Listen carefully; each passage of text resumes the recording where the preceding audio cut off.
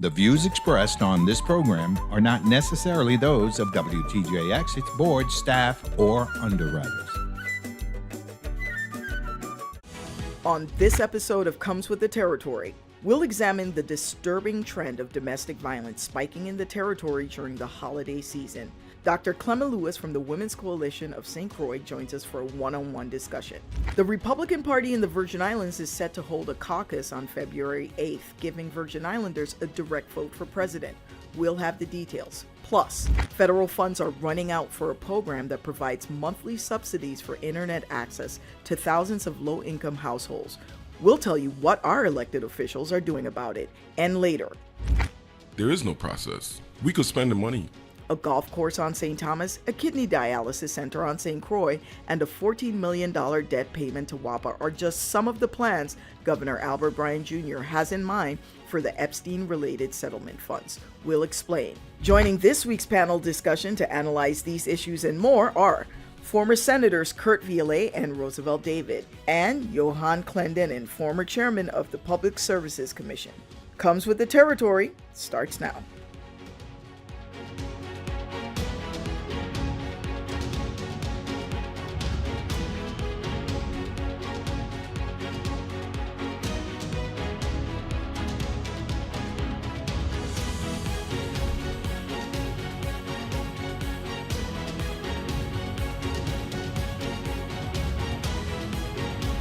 Thank you for joining us for Comes with the Territory. I'm Lesley Comissiong. Victims advocates are pushing for increased attention from lawmakers and authorities to address what they believe to be an unspoken epidemic in the territory: domestic violence. Despite numerous news headlines this past holiday season, intimate partner violence remains largely unaddressed in the Virgin Islands. So say local advocates who are sounding the alarm to highlight domestic violence spikes during the holiday season. Dr. Clemma Lewis of the Women's Coalition of St. Croix said the carnival season on St. Thomas and the Easter camping period on St. Croix are two other periods in which there is an influx of domestic abuse cases reported in the territory. We rise. We However, diverting attention to this problem remains an ongoing challenge, according to Dr. Lewis. Last year's multi-million-dollar Epstein-related settlement brought sex trafficking into sharp focus, prompting acknowledgement from Governor Albert Bryan Jr. in his recent State of the Territory address. Last August, legislation strengthening support for human trafficking victims, including mandatory reporting requirements, was forwarded to the 35th Legislature for action. The proposed legislation recognizes and allocates an additional $11 million specifically to be used to combat human trafficking in the territory. Advocates hope to achieve similar awareness for domestic violence in the territory. They're calling on Governor Bryan, the Senate, and local law enforcement to prioritize domestic violence abuse cases alongside other critical matters. Joining our show virtually from our St. Croix studio is Dr. Clemma Lewis, Executive Director of the Women's Coalition of St. Croix. Welcome to Comes with the Territory, Dr. Lewis. This is a very serious issue and one that's very near and dear to me. Tell me a little bit about the Women's Coalition on St. Croix and why it's important to the territory. So good evening, and thank you for inviting me. Domestic violence is so important to the territory, and let me first start with explaining. The Women's Coalition is a nonprofit organization that's been in existence going on 43 years. Our mission is to provide crisis, counseling, intervention, shelter, food, and clothing for victims, all crime victims, particularly victims of domestic violence and sexual assault. And this is 24 hours, 7 days a week, 365 days out of the year. Our agency is the only agency in St. Croix that provides the services, and Family Resource Center is the only agency in St. Thomas that provide this type of service. You know, a lot of people aren't aware of the services that you guys provide and the lifeline, literally, that you extend to residents in our territory until it comes to their doorstep, or a relative is in need, or a friend is in need of the service, or a woman finds themselves in needs of the service. Tell us about the misconceptions, a lot of the popular misconceptions that plague our territory as it relates to domestic violence, and let's talk about the different types of domestic violence there are. Okay, so let me talk about a couple of myths. One of the myths is that the victim advocate groups only work with women, and that's not true. I have male victims come in our office almost every day. We work with women, men, and children. So that's one of the big myths. Another myth is we break up homes, and that's not true because once you injure or hurt a person, you've already destroyed your own home. Another myth is that we don't want to see families survive, and we're breaking up the families and destroying the community, and it's all against the culture. There's no culture in this world that supports us hurting each other. So those are some of the myths. People think domestic violence is only physical, where whether it's a woman or a man, they're being physically beaten, whether they hit, knocked down, cut, beat, slammed up against the wall. That's really the only time they want to help victims of domestic violence, when they can see the physical injury. But we also have emotional and psychological abuse, where you put the person down, you don't provide any support for your household, you make them think they crazy, you gaslight them, which I've heard some victims say they'd rather be beaten than to go through emotional abuse. You have sexual abuse, where victims are forced to have sex 24/7, all kind of ways, with partners, with people in the community. We've even had a couple of cases where victims been forced to have sex with animals. You have verbal abuse, where names are being called, the person is put down. You have financial abuse, where the perpetrator controls all the money. So let me be clear. Domestic violence ain't just about low-income women. I work with women in all walks of life. When somebody controls your money, it doesn't matter who you are. Then we have destruction of property, where you're destroying each other's property, and let's not forget injury to pets, which is huge in the territory as well. And most people don't look at all those different avenues as forms of domestic violence.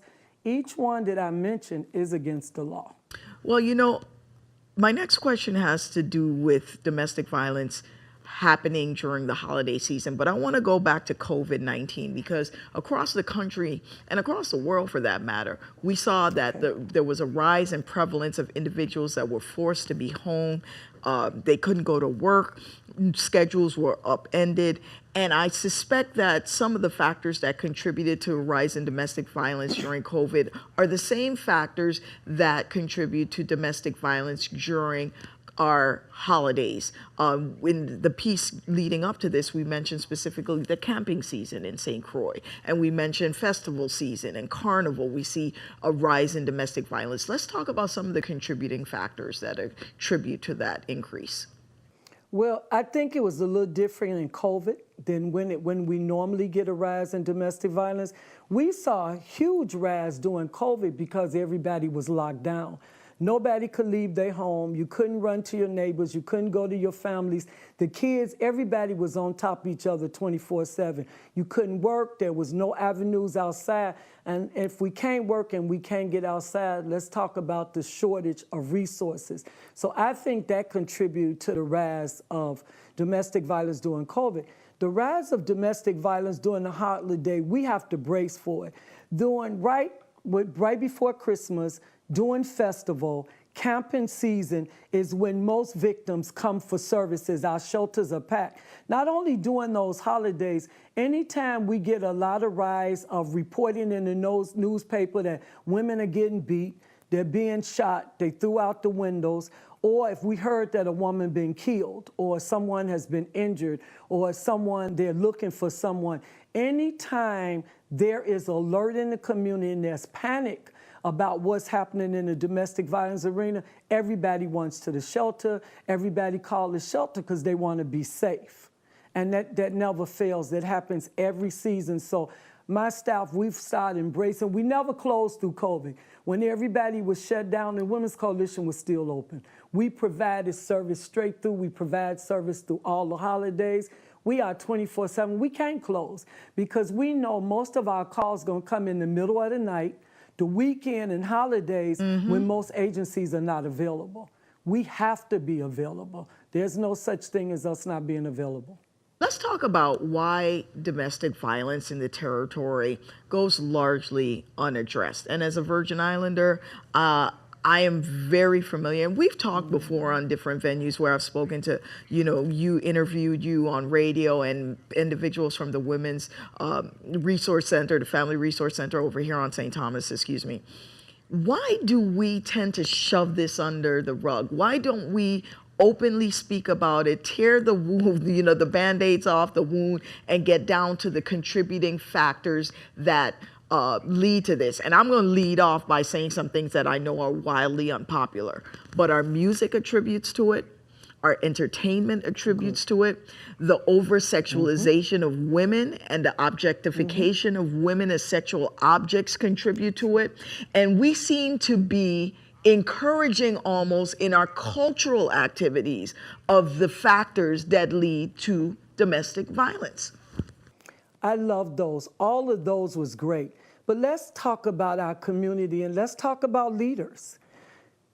Domestic violence will never be eradicated from this community if we can't get people from the top, legislatures, people that hold positions, and people who, quote, we respect in this community. If they don't come out and stand up and say domestic violence is wrong and lead by example, domestic violence is not going to stop.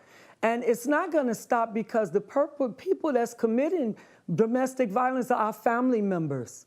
They're prominent families. They're people with names and leadership in churches and entities where we do not want to touch because they are covered. Whether it's in the police department, the fire department, every entity in this community is impacted by domestic violence. And so we ain't gonna touch it. We ain't gonna take off the Band-Aid because we don't want to address it. We don't want it in our house. We don't want our loved one arrested, and we don't want to put it out in public, even though we know we're doing all these things. If you're not gonna arrest and you're not gonna stop people from being killed, the only time domestic violence get huge attention is when it happens to somebody popular in this community or well-known, or if someone dies because of domestic violence. Because a death brings reality to us that it can happen to us next. So all those victims, families, and people that's covering it up, it hits home when somebody really get killed or gets seriously injured. Until we take off those scars, call it what it is, get people to stand up and speak out, I'm sorry, it's going to continue to happen. And it's not getting any better. It's right, the domestic violence is on the rise. The perpetrators are more violent. And I've heard perpetrators telling me I ain't scared of jail. They're going to throw me in jail. I'm going to pay my $100 bail, and I'm going to be out the next day, and I'm going to go back for her. Where's the safety in that? Our laws, we have laws, but the laws are not being enforced. So it's so many contributing factors, and I don't want to call that culture. I want to call that about a community, and it's time we change it. We've been doing this work in this community for 43 years, and I have to be honest, I have seen some changes. We made some progress. We still got a long way to go. That's a very interesting point that you bring up, because as I'm sitting here and we're talking about some of the causes of domestic violence, we have to start talking about solutions. And solutions, I think, also rest within the realm of educating the younger generation that oftentimes are victims themselves because they see this violence in the household, and it develops a culture of acceptance, especially when after there is physical violence, it's demonstrated in front of the children see it, and then mommy and daddy get back together, or mommy and whomever, or daddy and whomever get back together, and everything is okay, then it becomes normalized for them, and they learn it in the household. And we have to start to talk about how we begin to change from the root of the problem and avoid it being generational as it is in some families. So what are some of the efforts that are taking place in that regard? So I'm glad you said that. You're right on target. When I do presentations in education, I start off by talking about domestic violence is intergenerational. It's not discriminatory. And I've been here 45 years. So I've worked with 4 generations of family where domestic violence go from one generation to the next to the next. You are absolutely correct. One of the things we try to tell the victim, when you being beat, your children are being beat. The messages we're sending to the young women and the young men that's acceptable behavior. what we do is we go into schools from as young as kindergarten all the way through the high school, through the elementary level, high school level. We go to the university. We try to educate the children and talk to them about what violence is, when it happens, what to do, what causes it, so that I really believe a formed and educated community can really make a difference. So we do a lot of outreach. We do it like you saw the march on TV. We set up forums. We do TV ads. We do TV ads. We on the radio every week trying to educate the community. We do newspaper ads. So we try to do everything we can to let the community know that it's not getting any better. It's not acceptable. And the only way we're going to have to stop domestic violence is we really going to have to start helping each other. We're going to have to reach out and be clear about there is never excuse and it's never acceptable or tolerated, whether it's a teenager, middle age, older people, because domestic violence impacts everybody in our community, including our elders, including our seniors that are getting beat up by their own children. There is no age limit for domestic violence. There is nothing harder for me when I get a call from a mother that her son is beating her up and she can't put him out her house because it's a child. Let's be clear, it affects every age group. There's no discrimination here. Wow, that was pretty intense hearing some of the scenarios that you just mentioned. Really briefly, we only have about a minute left. There are Epstein settlement funds that are now coming into the territory. Real briefly, how will the Women's Coalition factor into getting utilization of some of those funds? Well, quickly, Sanis, the administrator, have started a board, and supposedly I'm on the board. We haven't had a meeting yet, but my plan is to be a watchdog over that money. I just saw one of your commercials, but that money was set aside by the past AG for victim services, education, making sure there's counseling, making sure children get what they need. It's true.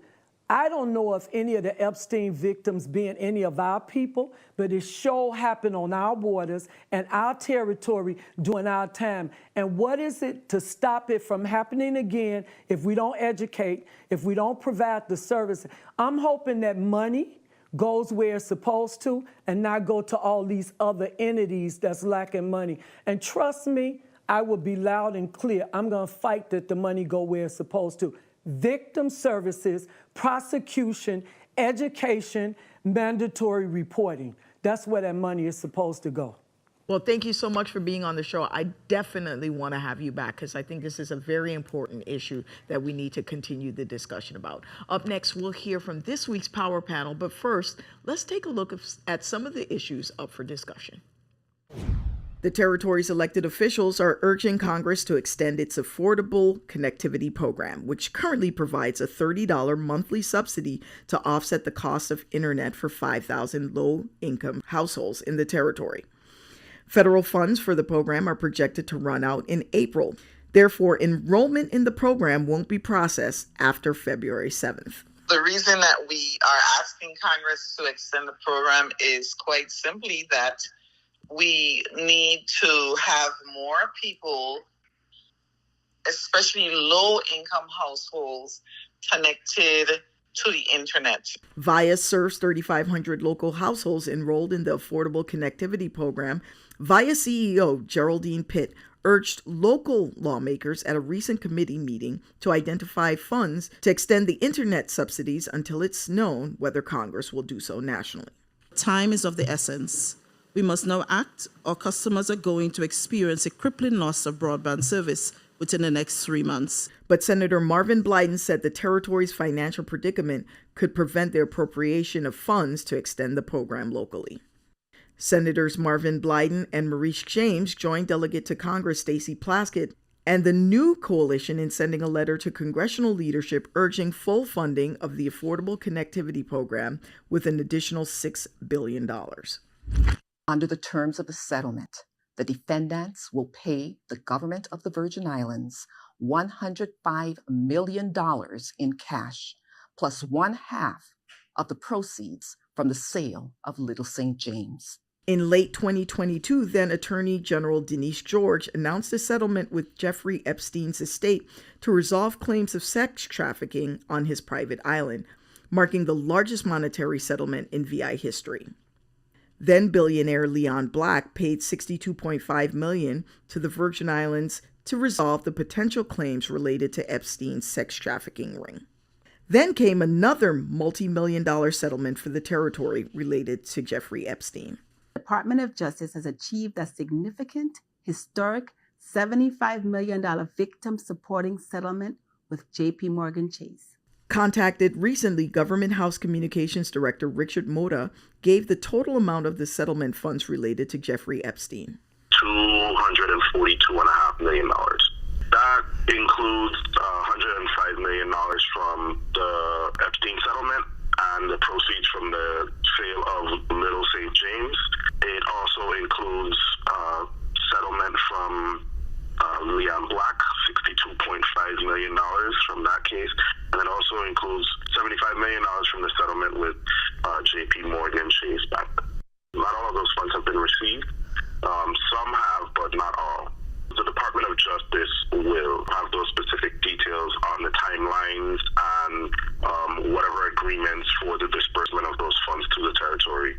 On Analyze This with Neville James, Governor Albert Bryan Jr. said he had asked the Justice Department to put certain conditions in place to account for portions of the money. I said, listen, make sure in the settlement agreement you set aside money for specific things. So we just don't have a spending spree and we don't get stuff done. Mental illness, making sure that we take care of victims and advocates for them. Justice, we need a building for justice. So there are things that are already protection from trafficking and child safety. All those things are already built in. The rest is brought up. There is no process. We could spend the money. Bryan said he had spoken with lawmakers about using the money to pay WAPA. They have $14 million that is rightfully owed to them by the hospitals and Waste Management. Waste Management didn't pay the bill in like 2.5 years. Then we have a cash flow issue. So I was in the legislature.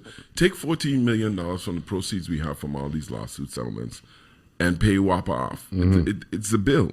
Bryan also said he told lawmakers he wanted to use the settlement funds for a golf course on St. Thomas and a kidney center on St. Croix. I really want to get a golf course in St. Thomas up because if we build over that, it will never have a golf course in St. Thomas. And I called them and I said, listen, this is what we need. We need $13 million for that. We need $6 million because we were buying Caribbean Kidney Center from Dr. Gardner.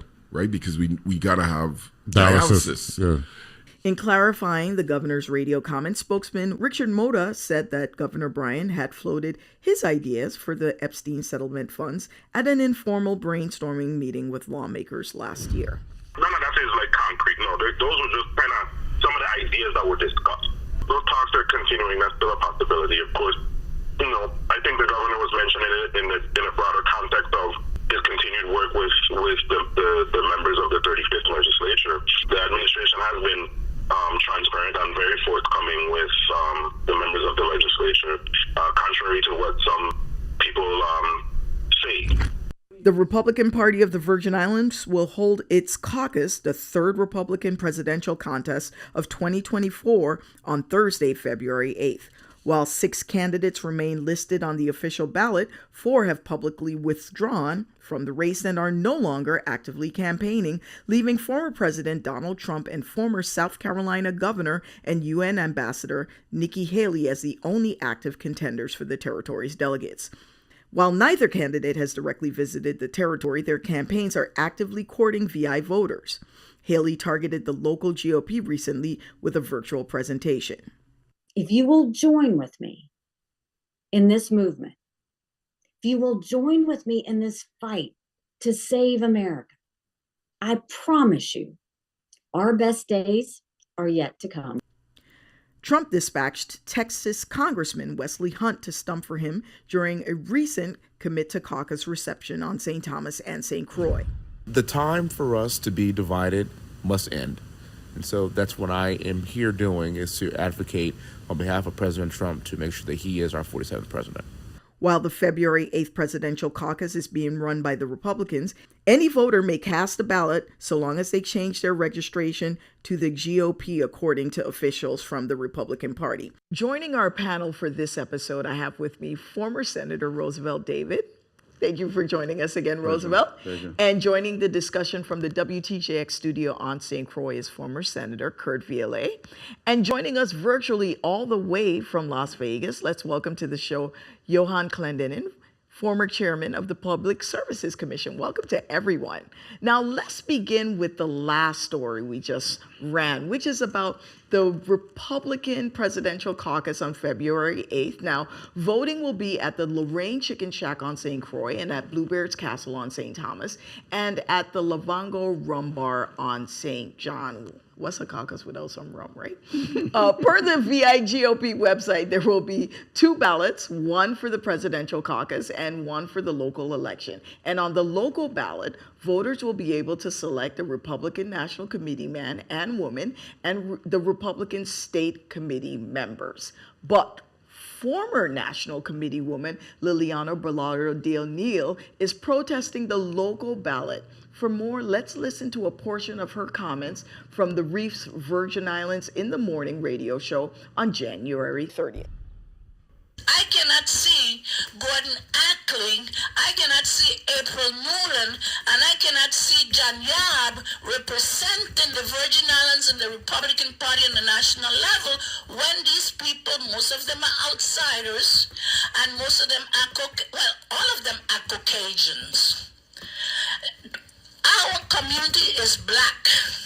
Our community is humble people, majority built of people from the Caribbean islands, people from Puerto Rico, and people from the stateside. We welcome everybody. But to take over our party and not send one person that represents us in that convention is wrong.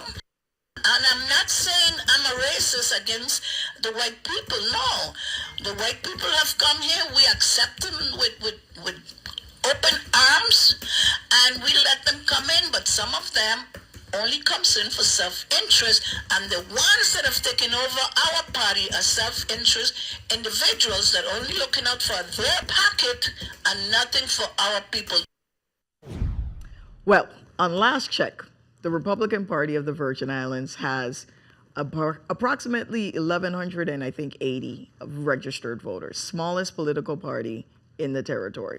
But they got the most confusion going on. For years now, the confusion is like a never-ending soap opera with the GOP. So let's go to Mr. Clendenin, who is in Las Vegas currently at a convention, actually, the winter meeting for the, not a convention, but the winter meeting for the Republican Party of the United States. Mr. Clendenin, welcome again to the show.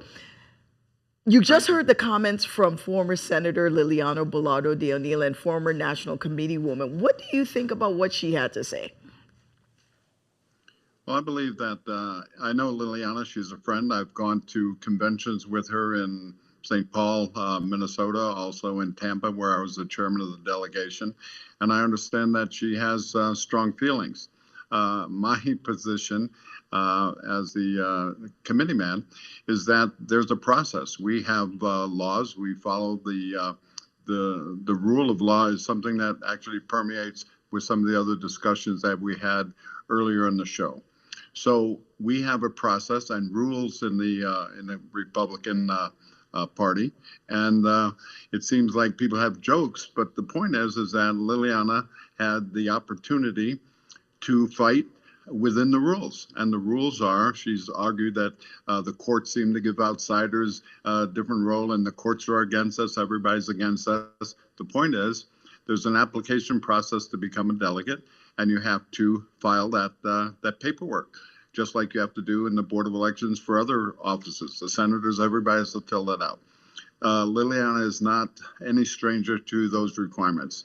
She didn't fill out her applications. There's a process to become a delegate to the National Convention. You had to submit that and have it postmarked. The week before the caucus isn't the time to follow the rules. And so Liliana received all the information is on the Republican website. She received emails, which she opened. She received personal notes from me and chats to say, Liliana, I know you're angry, but there's a process to follow. If you follow the process, then we'll be good. So that's the issue. So I sit here as a sixth-generation Crujan, a black man from St. Croix. My father was a Republican. His father was a Republican. And we're here looking for how we can restore the family values and the conservative nature of our community has been from the beginning. And people know that the first governor was a Republican. And so even though people try to diminish what we're trying to do, but we can't continue to do the same thing waiting for something to happen. People know that they don't trust what the government is doing. They don't trust the courts. They don't trust what happens with domestic violence because people know that it's about who you know, that you can protest, you're going to go on the radio, you can say, well, my family this or my person that knows that. And so everybody knows it's who you know, and you don't have to follow the law because you have special treatments. And that permeates the Senate, it permeates everything that we do. It's because we don't have a rule of law that people follow. But to be honest, and I've been following the inner fightings that's been happening within the local GOP and the lawsuits back and forth. You have Republicans that don't trust what Republicans are doing either. So how do you preach trust to the community when within the party itself, we've been watching for 8 years now, constant unfighting, making it into the national news, not a good representation for the territory as well. We know that agents have infiltrated the Republican Party coming here to the Virgin Islands, not having any ties to the territory, but yet still representing us as a territory on the national level and representing the needs of Virgin Islanders that they don't even know. And I can appreciate you being a sixth-generation Virgin Islander because I am as well. But I do take issue with somebody coming off a plane, going straight to the Board of Elections, registering to vote, challenging the laws, which they won. And so a legal challenge is a legal challenge. You win on the legal level, I get it. I can concede that. But still, there is authenticity to at least some of the claims that former Senator Liliana Belardo de O'Neill made. Now, Roosevelt, I don't know if you had a chance to hear, but she was making specific claims about the representation of the territory and who is going to represent. And I hear Mr. Clendenin, and I agree. If there's rules, this didn't just pop up yesterday. We know this caucus is coming. They've done a good job at advertising, and I will give the Republican Party credit in terms of garnering the interest of the national candidates, being strategic in this being the third decision in the country, which I thought was super. And I spoke personally to Gordon Ackley and said, hats off to you. If you could get Iowa, New Hampshire, and the Virgin Islands, by all means, I consider that progress. Getting candidates to pay on the ballot, by the way, I can guarantee you the Republican Party of the Virgin Islands got more money in the bank right now than the Democratic Party. I'd bet my house on that. But I will say this. I applaud them for those efforts, and they are at least making strides, like Mr. Clendenin said, to bring back their party and rejuvenate. But the issue of representation is important. And while socially there are issues that Virgin Islanders, I think, are naturally conservative that may align with Republican values, there are other values that I think that the Republican Party totally is off base with this community. What's your thoughts on that? Over the years, and I would say the past 8 years, I'm accustomed to so much confusion in the Republican Party that I lost my appetite for following what they're doing. But locally here, and the numbers are pretty small, yet you hear their voices. Mm-hmm. So you commend them for hearing their voices out there and wanting to run government in They just their way. announced they have a senatorial candidate for the first time. Absolutely. And I think the last senatorial candidates are Republican were Gregory Bennerson and Violet Ann Golden, to the best of my recollection. And you served with them. With both of them. Correct. But I see this as, if you are preaching all this confusion and people are looking at you with all this confusion, how would voters go to the polls and say, hey, I'm not a Republican, but I like what they're saying. I'm seeing, and I'm going to vote for them with all this confusion. It does not happen.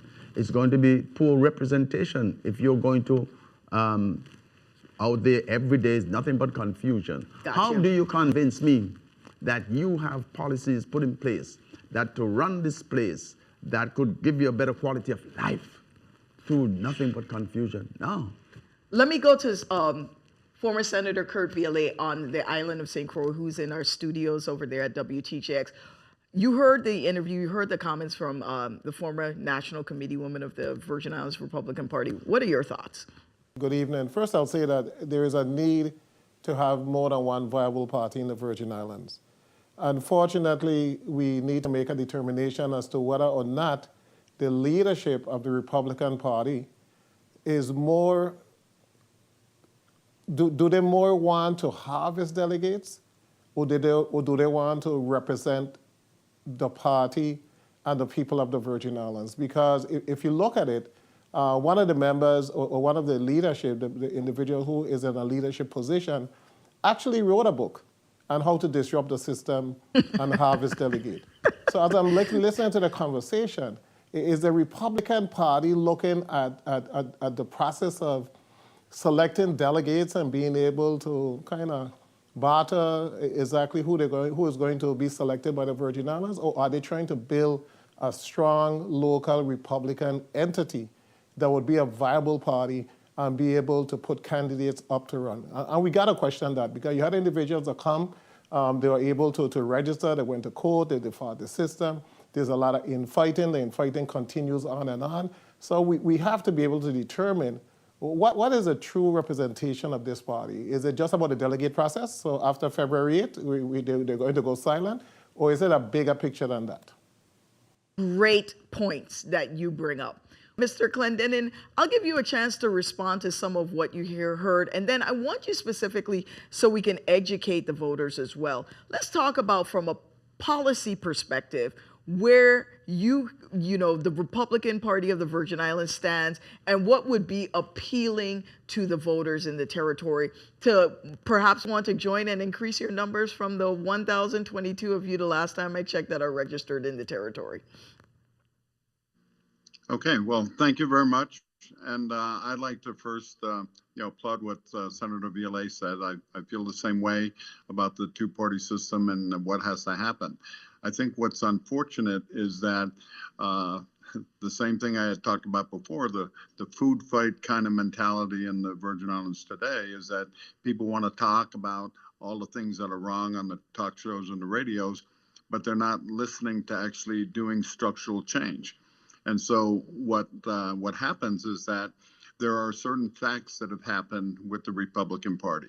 And I came back into active participation after working on the hurricane recovery to actually see if we could form from the grassroots, starting in St. Croix, to get delegates and people that would work on the district party in St. Croix, and then also form a district party in St. Thomas, St. John. So we are actively looking at putting together those principles that I'll talk to in a moment.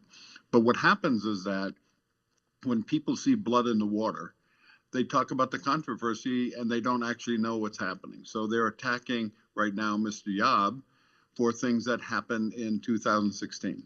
And there was some controversy about what happened within the party and people doing that, but that went to the courts. It went to the courts with John Conagata and Gordon Ackley. The courts decided those things. And so now we are trying to rebuild where we are with the party. So the facts are that Mr. Yob, we should be privileged to say that he and his family have been nationally known as far as political operatives about how to organize. They're organized political organizers. So he wrote the book about Michigan politics, not about St. Croix politics, and that was a published book in 2016.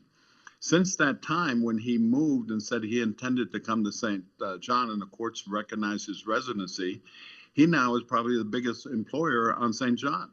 He's bought multiple buildings on St. Croix, including the Fred Hotel and the Tap Deck, or by the pier. And so he's building and he's actually doing things to improve our economy. And at the same time, he's willing to serve as a delegate. So Gordon Ackley, they talk about, people, Liliana says, oh, I don't want to be a racist or say things like that. But Gordon's been here for 62 years doing good things in the community in St. Thomas. April Newland, who is registered to be a delegate, has run multi-generations, and now her son's involved with real estate on St. Thomas. So the way that we're trying to do it, and working with Attorney Joseph in St. Croix and other family members that are trying to organize the Palestinian community and other people through the values that say, how do we actually get this under control? Let's get to And the that's what I'm trying values, to do. because you got into defending personalities there. Some of it I agree with what you're saying, and I know there's a fact, and I know some of these people personally as well. But it's not about them. Let's tell the community, what does the Republican Party plan to do for the people of the Virgin Islands? Okay, so there's really 4 pillars from my standpoint of what we're trying to look at. We want to focus on economic development, educational achievement, healthcare and telehealth, and we want to focus on territory security. So when we're talking about economic development, we have, as everyone knows, and other chats, there's some $12 billion that are available to the territory. We haven't taken advantage of those funds over almost 6 years now since we had the hurricanes. Well, so I think both wrong. Democrats, Republicans, non-registered, and unaffiliated voters will all agree in unison that the territory's utilization of the money has not been concise. But are there candidates, for instance, that the Republican Party of the Virgin Islands will put into the legislature to help effectuate that change? That's the question. Because I don't see, with 1,022 members, how that happens. Right. So what happens is that we have to, as Republicans, gain control because we have a community that is conservative, that has these ethical leadership values that aren't happening right now in the territory, and everybody knows that. So what I'm saying is that the people that are in charge, so to speak, are Democrats that control the money. We talk about getting the settlement and making payments and saving WAPA, but we have a facility called the Public Service Commission that's tasked with doing those things and has ruled on WAPA and VTOL and gone to the Senate. We talk about what's happening now with the telecommunications. Well, Senator Violet will remember me coming to testify to the Senate that said we have to allow the PSC, in accordance with Title 30, to have jurisdiction over unified telecommunications. But the Senate won't see their way to doing that. So what we're saying is that if we can go back and have people register and get back control and have senators. Mr. Clendenin, one second. We're going to go back to Senator Violet because I want to get to the Epstein settlement funds and what we just heard about the governor's plans to do it, and then the governor's spokesman, Mr. Richard Mota, saying that plans aren't concrete. There's mixed signals being given right now about the plans for the settlement funds. So let me ask you, based on what you heard in the piece, money for Mahogany Run, money for paying overdue bills that the government owes to WAPA, how do you think the money should be allocated? And do you think that victim-related items, like we just had Clemma Lewis on the show, do you think those things will actually get covered? Well, in the settlement agreement, some of those stuff are covered as set aside for battered victims, etc. I think that what we really need to find out is actually how much money is available to the GVI, because you have heard the amount of $242.5 million, but some of those monies are going to go to attorney fees, some are going to go for the set aside, and they didn't include the $25 million from the sale of St. James. So we need to have a concise figure as to exactly what is available, and then when we know what is available, then I believe that the chief executive, along with the president of the legislature, should convene a meeting in which they'll make some decisions as to how those monies are going to be utilized and spent. I know there was a recommendation with the Mahogany Run. You need to find out as to whether or not that would be a public-private partnership, exactly what is going to take place there. The dialysis center, I know that the Territorial Hospital Committee is trying to buy both of the centers in St. Thomas and St. Croix to become a part of their portfolio. But we need information.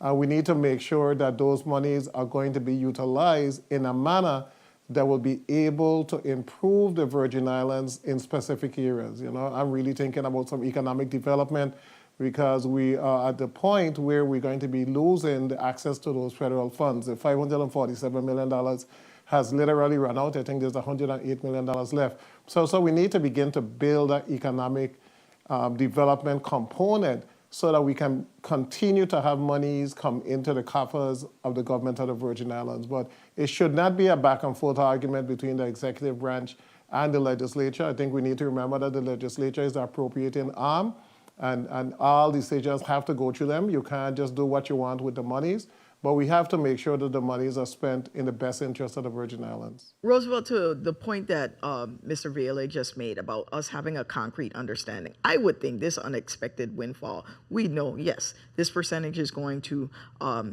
attorney's fees. We got to pay whatever other fees and taxes affiliated, and this is our net. You're a former banker, so you know this better than anybody. And then we should have been coming out the gate hot with, look, we are going to build homeless centers, in St. Croix, St. Thomas, St. John. These are the costs of the facilities. This looks like, to me, an opportunity that we're not maximizing, especially given in recent times what the governor has said about the cash flow situation of the territory. Well, I do think that the quality of life for the people of the Virgin Islands should be enhanced through these monies. No question about that. I think economic development would be the perfect way to go. Now some monies should be given to charities for education and things of this nature. But once you have economic development that creates jobs, job creation, it's a multiplier effect. And so that money would be multiplying. Do you remember at one point in time, $250 was paid on every ratepayer's bill here to WAPA. So these are some of the things that this money could do once that multiply effect kicks in. At the end of it all, the governor understands and knows that he has to be working in tandem with the legislature. That's the only way it's going to happen. But I believe touching on that Mahogany Run development is a great idea because it's going to create job opportunities. And once it creates job opportunities, the multiplier effect kicks in, and that money could do a number of things to help people who are in need, those people who are victims, those people who can't pay their electric bills, those people who can't pay for their medicines and things of that nature. All that multiplier effect would take care of that. Let me ask you about multiplier effect. You want to talk about long-term investment? Let's turn Mahogany Run into what it was originally, a farm, and do food production and help to lower food costs in this district. I think that would have a significantly greater multiplier effect than a golf course would right now. I say the territory is a destination on a whole, and yes, you have people that have an island preference, but let's leave the golf into St. Croix, because St. Croix, let's face it, has some wonderful golf courses. There's 3 of them over there already. You want to golf? Give the Big Island some tourism. But I think that we have to get creative, because there's no question there are technologies being used in the territory right now that our own University of the Virgin Islands have done extensive research over a 50-year period in terms of aquaculture, aquaponics, that could be employed right there on that overgrown golf course that don't require the investment that it would take to bring the golf course back. But I want to ask Mr. Clendenin, who's with us in Las Vegas, what are your thoughts on how the Epstein settlement funds should be used? Well, I think the Epstein settlement funds should, first of all, we should understand what they are, and I think they should go to victim support. So the notion that the governor said about, oh, we have these things in place, so we should use it for WAPA, I think is inappropriate. I go back to the point that I think the fiduciary use of those funds should go back to the legislature to see how we can do that. If it's in the general fund, it should be appropriated appropriately. And I would like to add that, I teach the business of sports, and I've actually golfed on Mahogany Run and the Devil's Triangle years ago. But I think the sports tourism and the fact that there is a golf course, or there could be, it depends on development. And so if you can bring in a private contractor that will actually develop a golf course, we have plenty of land available to do the agriculture that we're not using on the Big Island. I have a 10-acre farm myself, but we need to do agriculture. It's not a if or not. It's a question of if there's a developer that will take care of Mahogany Run, I think that should happen. But the money that comes from the Epstein settlement, I think it's it's horrible. I mean, when I look at the Epstein settlement, there's a lot of people that are involved in that are local Virgin Islanders, and it's duplicitous in my mind that we're even having the conversation. I could not agree with you more on that point. But I will say this, golf courses across the country and across the world are closing down in record numbers as well. So it's unfortunately a sport that in some areas it does really well, but they've been closing, and a lot of municipalities have been repurposing their golf courses across the country. Let's talk about the Affordable Connectivity Program. Right now, there have been letters sent to Congress to extend the program in the territory. There's funding that's running out. OMB is preparing to offer a similar federally funded program in Connect VI. And then this week we saw some news hitting about one of the giveaways having some controversy associated with it. Roosevelt, let's start with you. What do you think about this program, the utilization, how we've been doing it, and do you think there's a chance that Congress extends the dollars necessary to keep this program coming? I am very optimistic about it, that Congress would act and in our favor, and that program will continue to benefit those people who are unable to really pay for that connectivity, for that internet service. And it does enhance the quality of life for people.